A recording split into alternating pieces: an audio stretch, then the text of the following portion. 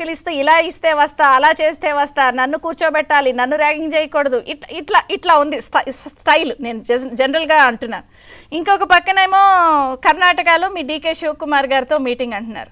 అక్కడికి 3 రోజుల ముందేమో షర్మిల గారు పిల్ల కాలువలైనా ఏమైనా మహాసముద్రంలో కలిసిపోవాలని అంటున్నారు.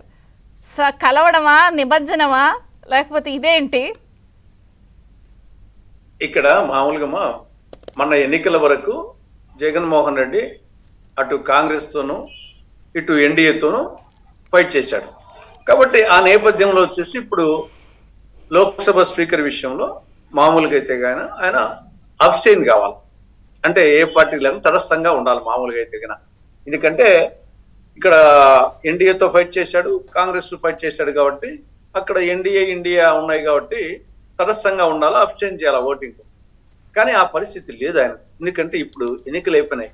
ఆయనకి ఇప్పుడు ఒక అనివార్యమైన పరిస్థితి ఏమంటే కేంద్ర ప్రభుత్వం యొక్క సహకారం అవసరం. ఆయనకు కేసుల నుండి, పాత కేసుల నుండి, సిబిఐ ఈడీ కేసుల నుండి, వివేకానంద రెడ్డి హత్య కేసు నుండి, తర్వాత రాబోయే కేసుల నుండి, కొత్త కేసులు, పాత కేసులు, వీటి నుండి బయటపడాలంటే ఎంతో కొంత వచ్చేసి కేంద్ర ప్రభుత్వ సహకారం అవసరం.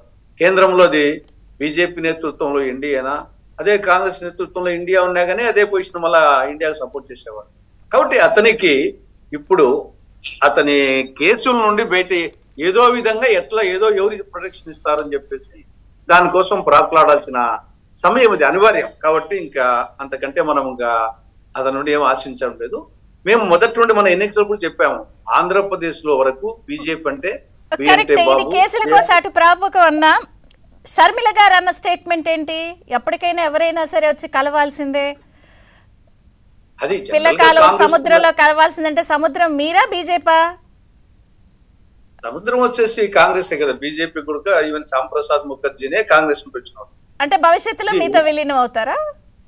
ఎవరైనా చంద్రబాబు నాయుడు అది ఒక మామూలుగా వచ్చేసి చంద్రబాబు నాయుడు కావచ్చునేమో. చంద్రబాబు నాయుడు కూడా ఒకప్పుడు కాంగ్రెసే కదా. కాబట్టి ఆ యాంగిల్లో అనేది ఆవిడ వచ్చేసి జనరల్ గా అడిగినప్పుడు అది వచ్చేసి కాంగ్రెస్ ఉన్నటువంటి హిస్టరీ ఎట్లాంటిది, ఒక ప్రపంచంలోనే అతిపెద్ద ప్రజాస్వామిక పార్టీ, ప్రాచీనమైనటువంటి పార్టీ, 130 సంవత్సరాలు. అంటే అన్ని పార్టీలకు నుండి వచ్చినట్టే, బీజేపీ కానుండి ఈవెన్ వామపక్షాల వాళ్ళు కూడా మొదట్లో వచ్చేసి కాంగ్రెస్ నుంచి వచ్చిన వాళ్ళు చాలా మంది. కాబట్టి బీజేపీలో ఉండే వాళ్ళందరూ ఆల్మోస్ట్ ఆ యాంగిల్